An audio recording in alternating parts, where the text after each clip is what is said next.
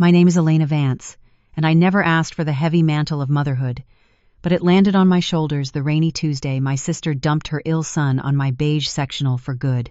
Years later, when she tried to sweep back into his life after chasing yet another lover, I handed him the keys to his new car and said, "Give them to the woman who raised you." He walked past her without a glance, and she crumbled right there on the front porch. Tell me where you're listening from in the comments. Have you ever had to clean up someone else's mess and then been told you don't belong in the story? Because that abandonment was just the beginning. Now, let me take you back to where it all started. It was a Wednesday in Chicago. The wind was howling off the lake, a bone-deep chill that rattled the window panes and seeped into the very foundation of the building. I was just stirring a pot of marinara sauce, trying to salvage a quiet evening after a long shift, when the intercom buzzed. I didn't jump. I didn't even flinch anymore. I knew that buzz. It was the rhythm of impending chaos. I buzzed her in without a word. Moments later, the apartment door flew open, and there she was, Bianca. She was wearing a trench coat too thin for November, and dragging a wheeled carry-on with a broken handle that clicked with every step. Perched on top of it, legs dangling like a marionette with cut strings, was Leo, her 11-year-old son, my nephew. His face was the color of old paper, pale and translucent, and his eyes were shadowed with an exhaustion no child should know. "You're early," I said, wiping my hands on a dish towel, my stomach tightening. "I thought you said 8.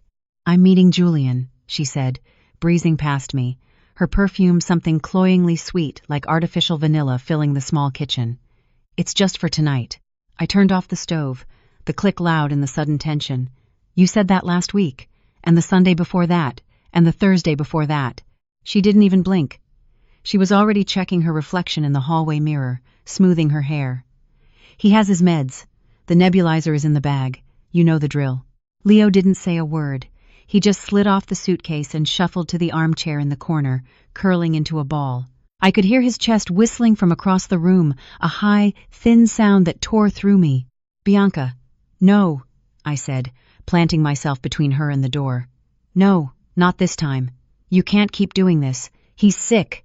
You can't just—" She rolled her eyes and gave a tight, practiced smile, the one she used on landlords and bartenders to get her way. "I need a break. I've been doing this alone, Elena, for 11 years. You wouldn't understand." "Oh, you mean the breaks between Cabo, Vegas, and whatever spiritual retreat you're using to avoid reality?" Her gaze snapped to mine, sharp and defensive. "I'm serious," I said, my voice rising, raw with frustration. "You aren't being a mother. You're just running away." She scoffed and grabbed her keys from the counter, the metal jingling aggressively. "Whatever. You've always been jealous. You can't have kids, so now you get to play mommy. Enjoy it." Then she slammed the door behind her. Silence rushed in, heavy and suffocating, broken only by the mechanical purr of the nebulizer and the jagged rhythm of Leo's breathing.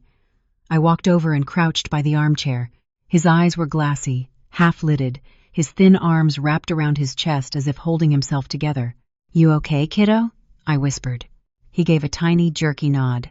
I sat on the floor beside him, my back against the cold plaster wall, the flickering light from the street lamp outside casting long, skeletal shadows across the room. My hand reached out instinctively to check the timer on the machine. 15 minutes to go. I exhaled, feeling the weight of the years pressing down on me. This wasn't the first time my sister had dropped him off sick, treating him like inconvenient luggage. But something about tonight felt heavier, final. He winced as a cough racked his small body, and I reached for his hand, my thumb brushing his wrist. "This isn't right," I muttered to the empty room. To the universe, to whatever version of God listens to single women in Chicago apartments. It's not supposed to be like this because no child should watch their mother walk out the door without looking back. She had left her ill son on a stranger's couch, even if that stranger was family, without a backward glance. But I didn't have time to fall apart. The machine beeped. Leo's chest kept rising and falling like a tide. I had to keep steady. His lungs were fighting a war he didn't sign up for. So I sat beside him, marinara sauce going cold on the stove, my heart already rewriting its purpose. Tomorrow, I'd call her again. Tomorrow, I'd try to make her understand. But tonight, I was the only one staying. The next evening, it was just the two of us again. The apartment lights buzzed faintly overhead as I moved through the cramped kitchen, setting down 2 chipped plates of grilled cheese and tomato soup. Classic comfort food, the only thing I could cook without burning. The smell filled the space, warm and nostalgic, but Leo just picked at the crust like it was a math problem he couldn't solve.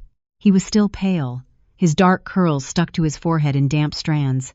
"You don't have to finish it all," I said softly, pulling out the chair across from him. "Just try." He nodded without looking up. The silence stretched long enough that the ticking wall clock above the fridge became a metronome, filling every space his mother should have occupied. I watched him, really watched him. He wasn't fidgeting or whining like most 11-year-olds. He wasn't checking a phone or asking to turn on the TV. He just sat there like a kid who'd gotten very used to being invisible.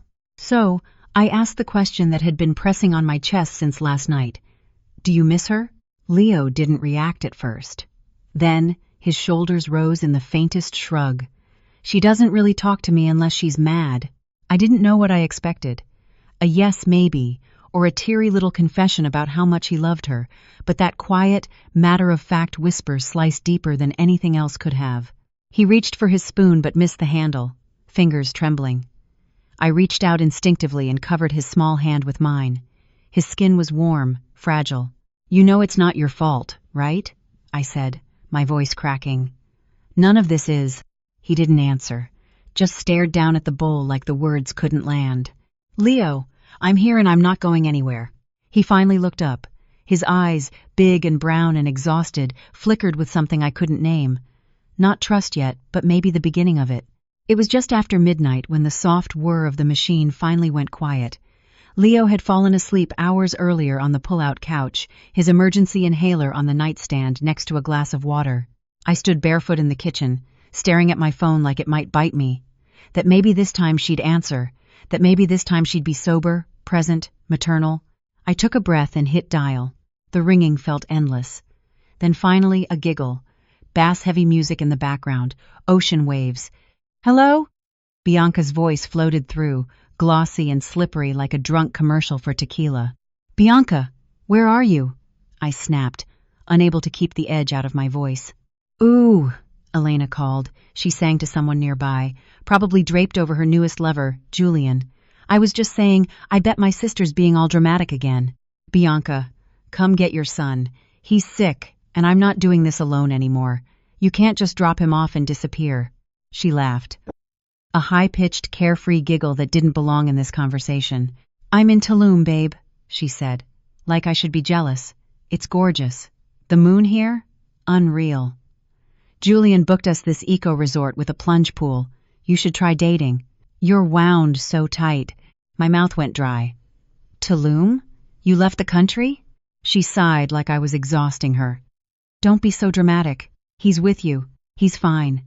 You're always so good with him. Honestly, Elena, just admit it.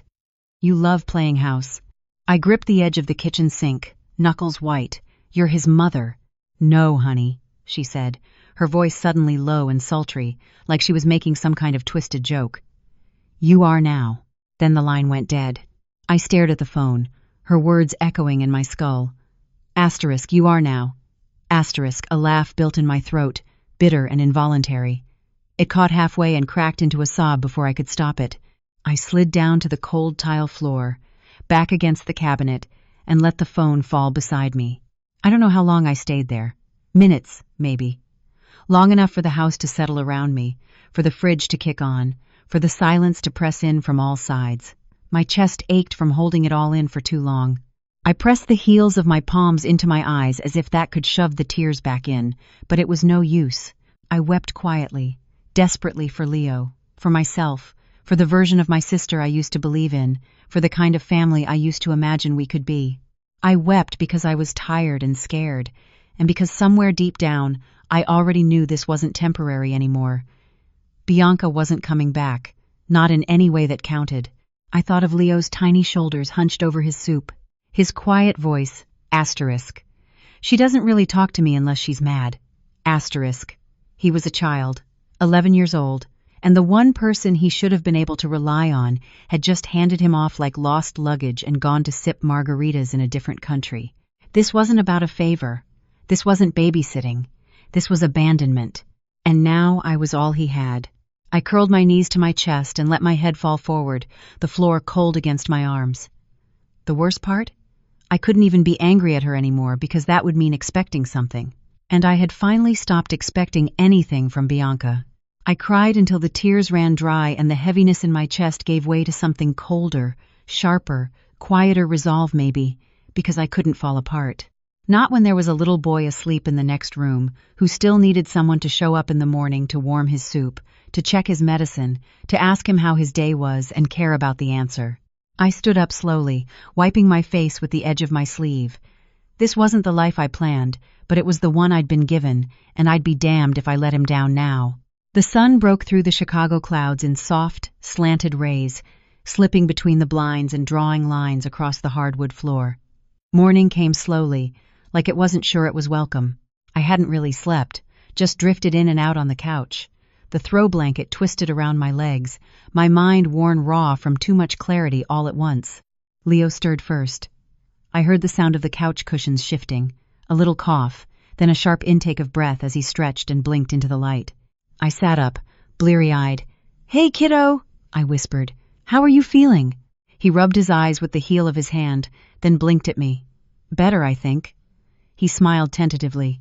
"Can I have toast?" That was it. No questions about his mom, no fear, no confusion, just toast. My heart thudded. "Yeah," I said, rising to my feet. "I can do toast." In the kitchen, I cracked a few eggs into a bowl, the shell of one breaking wrong and sending jagged pieces into the yolk.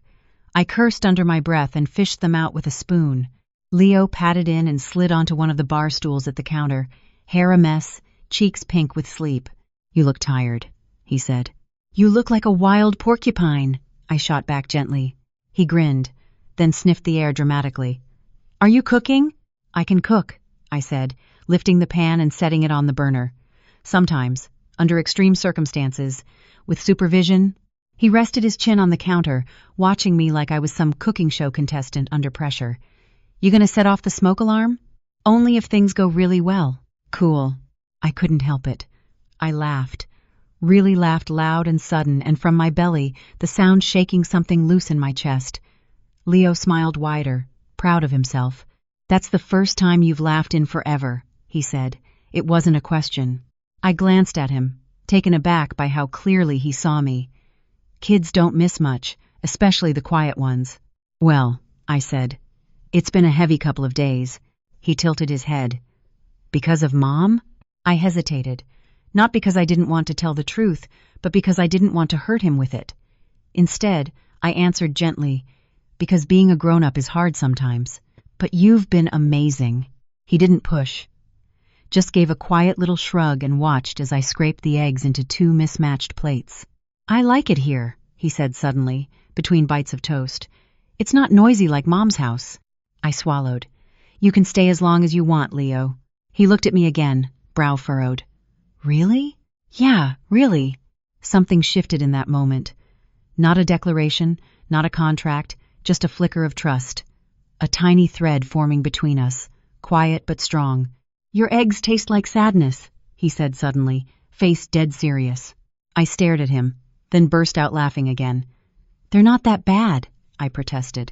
He took another bite and chewed thoughtfully. "They're like the food version of a Monday." "Okay, Gordon Ramsay, you're making your own next time." We ate at the counter with the sunlight creeping in, illuminating the cracks in the walls and the dust on the shelves, but somehow making everything feel warmer, more alive. Like maybe this place could be a home, not just a stopgap. After breakfast, Leo pulled out his drawing pad, something I didn't even know he'd brought with him, while he sketched something that looked suspiciously like me holding a fire extinguisher next to burnt toast. I stood by the sink washing dishes and thinking maybe I could do this not just in survival mode, but for real. Not because Bianca had bailed, not because I had no choice, but because I wanted to. I turned to glance at Leo again. His face was calm, focused, safe. I leaned on the counter and whispered under my breath, "Maybe we can figure this out." The toast hadn't burned, the eggs hadn't killed him, and I hadn't fallen apart. The sun kept shining through the blinds, and for the first time in weeks, it didn't feel like the sky was about to collapse. I used to think I was busy before, back when my life was just client calls, deadlines, and debugging code until my eyes crossed. But this quiet, careful chaos of raising a child who isn't yours, but who needs you like air, this was a different kind of full. The days began early now. I'd get up before sunrise to squeeze in a couple of hours of freelance work, mostly back-end development contracts from old contacts and some UX cleanups for small local businesses trying to stay afloat. After that, I'd pack Leo's lunch, double-check his inhaler, and walk him to school, even though he swore he could manage the 5 blocks on his own. "Humor me," I'd say. "I'm not made of glass," he'd grumble, zipping up his backpack. "I know," I'd reply, "but I still like seeing you make it through the front doors." He'd roll his eyes, but he'd always give me a sideways grin before turning to go. Then I'd rush to my second shift, usually at the Dusty Spine, a used bookstore down in Wicker Park that paid more in free coffee and leftover muffins than it did in actual wages. I worked weekends too, doing remote tech support in the afternoons, while Leo played quietly in the corner with old Legos or got lost in a book. Money was tight, tighter than I'd admit out loud. There were days I skipped meals to stretch groceries, and nights I lay awake calculating how many weeks I had until Leo's prescription needed refilling. But somehow we made it work. We became a team. Our evenings settled into a rhythm I never knew I needed. Homework at the kitchen table, leftover pasta reheated 3 different ways, and the soft sound of Leo's laughter when I tried to pronounce words in the fantasy books he read aloud before bed. One night, as the rain tapped against the window and our little apartment glowed with that cozy amber light you only get from a single old lamp, I sat across from him while he bent over a math worksheet. I was half distracted, sorting through project notes on my laptop, when something made me pause. He wasn't just filling in blanks. He was solving problems 2 or 3 years ahead of his grade level. I leaned over, blinking. "Wait, how'd you do that one?" Leo shrugged like it was nothing. "I saw a video online about prime factors, and I remembered what you said about patterns." He held up the paper, eyes bright. "See, if you factor this and divide by 3, it's the same thing as just reducing both sides." I stared at the paper, then at him. "You're kind of a genius, kid." His cheeks turned a deep red. "Only 'cause you helped me." "No, seriously?" I leaned back, grinning. "You're like annoyingly smart, the kind of smart that gets kids kicked up a grade." "Wouldn't that be weird?" he asked quietly. "Everyone looking at me?" "Yeah," I said. "They'd look at you and go, 'Wow, that kid's awesome.'" He smiled down at the paper, his pencil tapping softly against the edge of the page. "Mom used to say I was too much." The words were quiet, almost casual. I swallowed the lump that rose in my throat. "She was wrong," I said. "You're not too much. You're just more than she knew how to handle." He looked up. "Do you think I'm too much, Elena?" I leaned forward, voice steady. "I think you're exactly who you're supposed to be, and I'm lucky I get to be around to see it." The silence that followed wasn't heavy. It was warm. He went back to scribbling answers, humming a little under his breath. I watched him, wondering how long he'd been waiting for someone to simply see him, not as a problem to fix, not as a responsibility to dodge, but as a person worth investing in. The boy was brilliant, curious, gentle in ways that made me protective of him in a bone-deep way. When he finished the last problem, he pushed the paper toward me and grinned. "You should make a trophy for best tutor." "Oh, should I now?" He nodded solemnly. "You'd win 2nd place." "Second? I'd win first." "Maybe," he deadpanned. I burst out laughing. As I cleared the table and rinsed out our mugs of lukewarm cocoa, I caught my reflection in the kitchen window, tired, unwashed hair, wearing a hoodie I hadn't washed in days. But I looked proud, like someone doing something that mattered, like someone building something, one night at a time. Saturday mornings had become my sanctuary. No rush, no school drop-offs, no client calls before coffee, just stillness, the kind that hums low and peaceful through the bones of a tired body. I was wrapped burrito style in my comforter, the sky outside still more gray than blue, when a strange smell tugged me from sleep. Not strange, bad, strange, unexpected. Warm, sweet like vanilla, and something slightly burnt. My eyes snapped open. I sat up in bed, listening. There it was again, clattering in the kitchen, a drawer slamming, the unmistakable splat of something hitting a hot pan. I scrambled out of bed, heart already racing. "Leo?" No answer. I padded down the hallway in my socks, following the trail of smells that grew stronger with each step: butter, syrup, and unmistakably smoke. I turned the corner and froze in the doorway. Leo stood in the middle of the kitchen, flour on his shirt, an apron 2 sizes too big tied crookedly around his waist, his curls sticking up in every direction. On the stove, a pan sizzled with something golden and lumpy. The counter behind him was chaos eggshells, a syrup bottle lying on its side, a plate stacked with pancakes that were varying degrees of edible. He turned and beamed. "Surprise! I made breakfast." I blinked. "You made all this?" "Yep." He lifted the spatula like a trophy. I even Googled how not to burn the pan. Kind of. I glanced at the stovetop. One pancake was currently blackening like a tiny meteor. I rushed forward and flipped it off the burner, laughing in spite of myself. "You're going to set off the smoke alarm."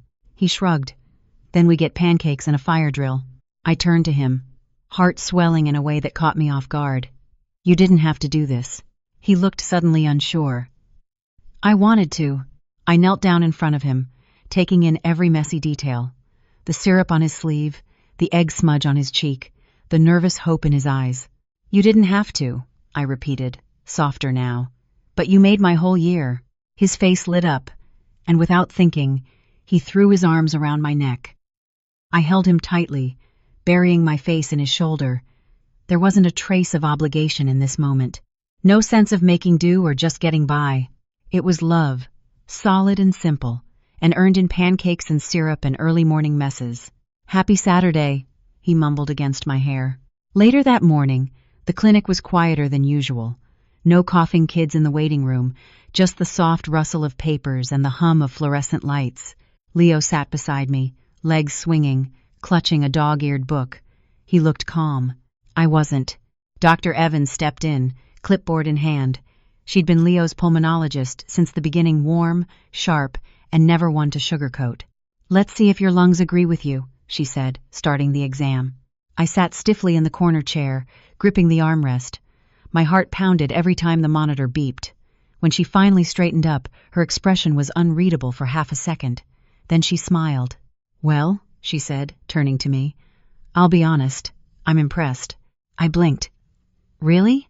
"His inflammation is down, his peak flow numbers are up." "Keep this up," she said, "and he's going to live a full, active life." I didn't realize I'd been holding my breath until it released in a shudder. "It means the consistency, the meds, the routine, the stability," Dr. Evans continued. "It's working." The word times stability times echoed through me like a bell. It hadn't been easy, the late nights working, the coupon clipping, but it was working. "We're going to be okay," I whispered. Leo beamed up at me. "Told you." On the walk home, he skipped ahead of me on the sidewalk, kicking at piles of brittle leaves. I watched him, this bright, brilliant boy I hadn't given birth to, but somehow belonged to me all the same, and felt something settle inside me. Not fear, not guilt, hope. We weren't surviving anymore. We were living. The day the Stanford envelope came, I cried before I even opened it. Leo stood beside me on the front steps, holding the thick, glossy packet like it might disappear. His hands trembled, not with fear, though he already knew. Somewhere in his bones, he'd always known where he was going. I opened it for him anyway because he asked me to, and when I read the words aloud, "We are pleased to offer you admission," he closed his eyes and exhaled the kind of breath a person holds in for years. Full scholarship, every cent. I pulled him into my arms and held on for dear life. 2 weeks later, I handed him a set of keys. They were resting in a small red box, not unlike a jewelry case, wrapped in gold paper that had been reused so many times it had crease lines from holidays past. He looked at me, confused, then opened the lid and stared. "The hatchback," he whispered. "The red one you kept pointing at in the dealership lot, the one you said was too much." I smiled, my heart racing. "It's yours." "But Elena," his voice cracked, "it's used." "Yes, but reliable, low mileage, good on gas, and more importantly, yours." I didn't tell him I'd emptied my emergency savings for it, or that I'd turned down a vacation with friends to make the last payment.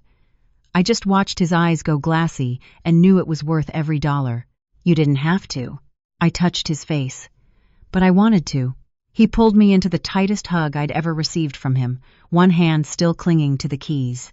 That night, I lit a candle in the window like I always did when he was out driving, just until he got home. I was curled up on the couch with a book I wasn't really reading when my phone lit up with an unknown number.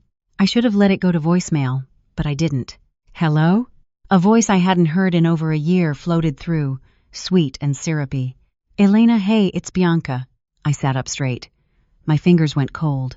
I heard my son got into Stanford, she chirped. That's amazing. I'm just so proud of him.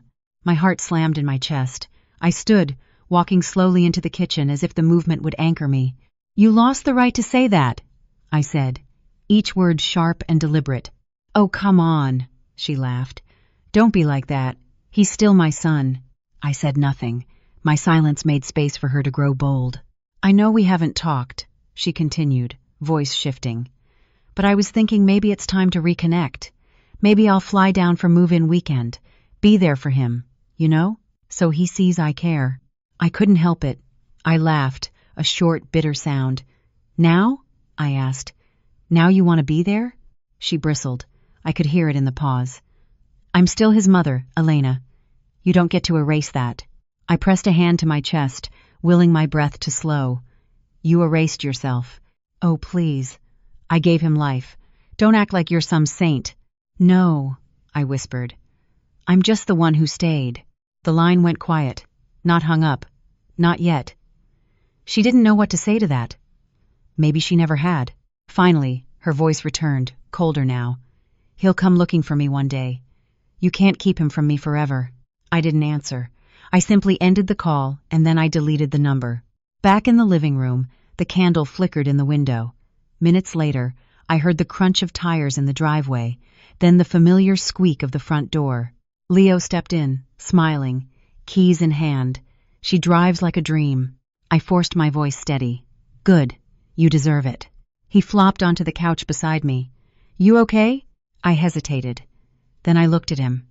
Really looked at him. Strong, kind, whole. I am now. The house felt quieter now, even though it wasn't empty. Leo had only been gone a few weeks when I caught myself setting out 2 plates for dinner or looking at the clock thinking he should be home by now. Then I'd remember he was across the state, not just across the street. And somehow the quiet didn't ache. It hummed, soft and full of purpose. He called me every Sunday without fail, and not just with updates about classes or professors, though he did tell me excitedly that his computer science professor had already asked him to help with a research project. He talked to me like I was still part of his world, like my opinion mattered, like I was still his person. Sometimes I'd hear him rushing between classes, wind in the background, or the clatter of dishes while he worked late shifts in the campus dining hall. Just a few hours a week, he'd said. Not a big deal. A few months into his freshman year, I got a Venmo notification for groceries. Asterisk. Buy the good kind of cereal this time. Asterisk. I sat down and cried when I saw it. It wasn't about the money. It was the thought, the care, the full circle weight of it. We'd lived so long in survival mode that small things felt sacred. Like someone remembering how you take your coffee or knowing which brand of toast doesn't go stale in 2 days. Winter came fast that year, and so did the cold reality that my old Corolla, the car that had shuttled Leo to doctor visits, science fairs, and late-night pharmacy runs, was finally dying. The check engine light wasn't just glowing, it was flashing now like a siren. I made peace with it in a way. It had served us well. I'd get by. I always did. But then one rainy Thursday evening, I opened the front door to grab a package. And there he was, Leo, on the porch, jacket soaked, hair tousled, arms full of groceries, and a wild grin on his face. Miss me? He said. I was too stunned to speak.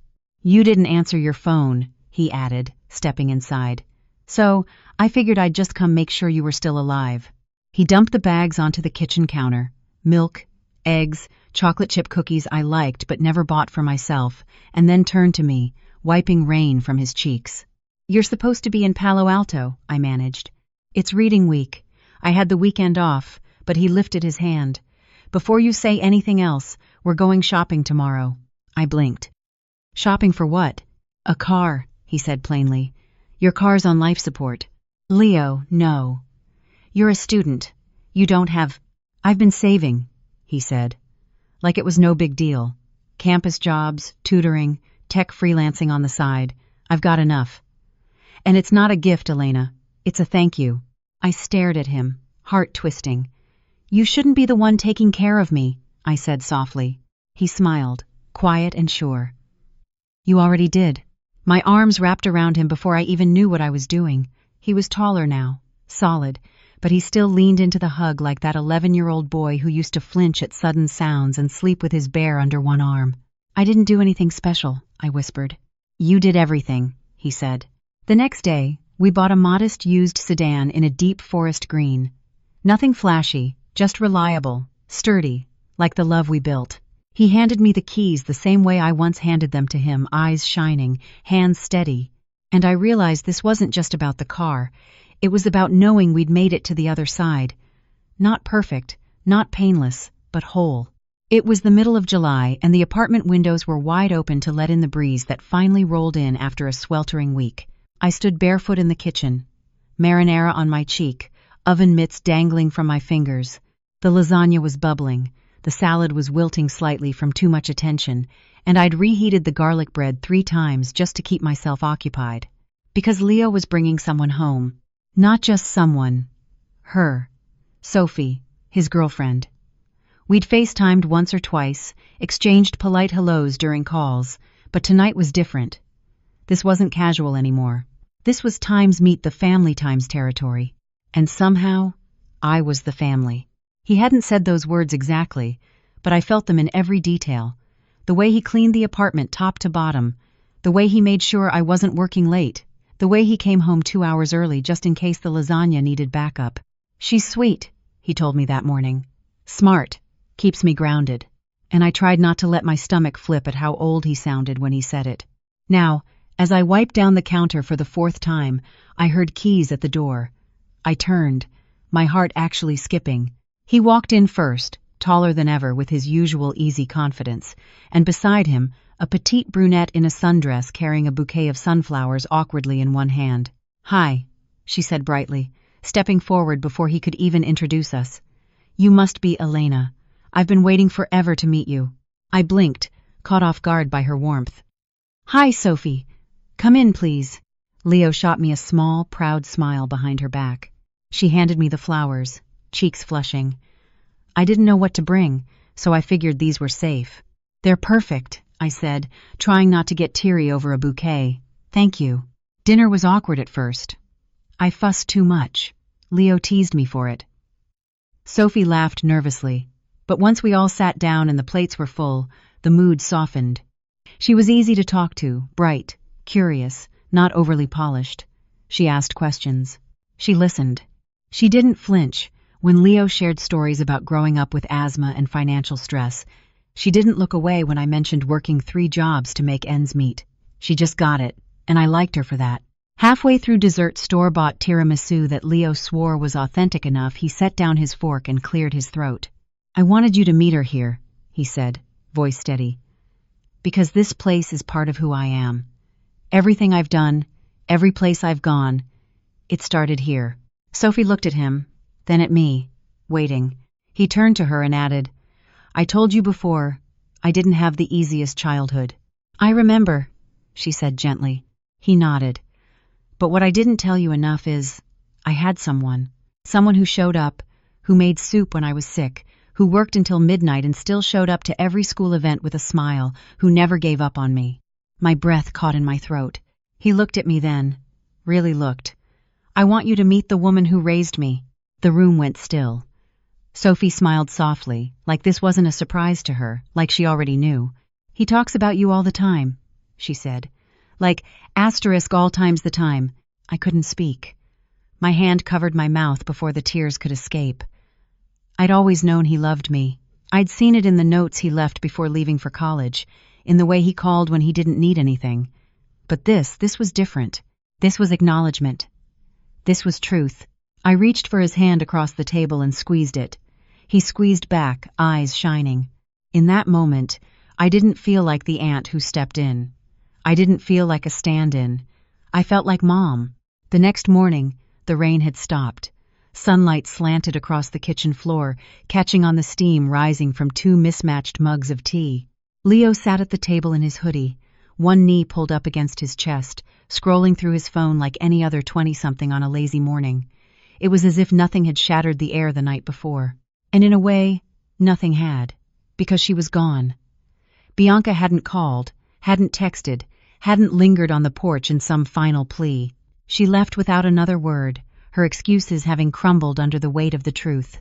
She had become what she was always destined to be, a ghost in our story, and a ghost cannot haunt a home filled with love. Years blurred into moments, and then, suddenly, I was standing in a sunlit chapel filled with wildflowers. Leo had insisted on choosing the venue himself. He stood at the front, tie slightly crooked the way it always was, but his posture steady, sure. Beside him, Sophie glowed in her ivory dress, her hand gently wrapped around his. And me? I stood at the altar, not as a guest, not even as a bystander, but as the mother of the groom. The soft blue dress Sophie helped me pick out fluttered slightly in the breeze coming through the open side doors. My hands were trembling, but my heart was calm. There was no sign of Bianca, no mention of her. She was likely chasing another lover in another city, leaving abandonment in her wake, while we celebrated a life built on staying. Leo had been clear from the start. "You raised me," he'd said simply. "This day is for us." The wedding was short, beautiful. There were tears, of course. Even Dr. Evans, the doctor who had seen him through his worst nights, was there in the second row, dabbing her eyes. I looked at Leo and didn't see the ill son struggling for breath. I saw a man who had secured a scholarship, built a career, and found a love that mirrored the safety we had created in that tiny Chicago apartment. Later at the reception, Leo stood with a champagne glass in hand, tapping it gently for silence. "I won't talk long," he said, flashing a sheepish grin. "But there's one person I need to thank." He turned to me, voice steady. "To the woman who gave me a home, a future, and a heart. To the woman who sold her own car so I could have freedom. Mom, I love you." The room erupted in applause, but all I could do was smile through tears, because in that moment, I knew the truth that had taken me years to believe. I was never the backup. I had always been the one who mattered. Defining motherhood isn't about biology. It isn't about who gave birth to you. It's about who stays when it's hardest. It's about who holds the bucket when you're sick, who cheers for the scholarship letter, and who stands as the mother of the groom when you start a new life. Bianca's facade had crumbled years ago, but what rose from the rubble was something stronger than she could ever break. That was the end of my story. The day I stood at my son's wedding and realized love is an action, not a title. Sometimes I still wonder about Bianca showing up that rainy Sunday with a suitcase, saying she wanted to reconnect. Was she truly trying to change, or was it just too late to undo the damage? And did she do the right thing by finally walking away, even if it cost her everything? Tell me in the comments what you think. Did she deserve a second chance, or did Leo make the right call? And if this journey meant something to you, please like this video and subscribe, because stories like mine remind me we're never alone in the choices that shape our lives.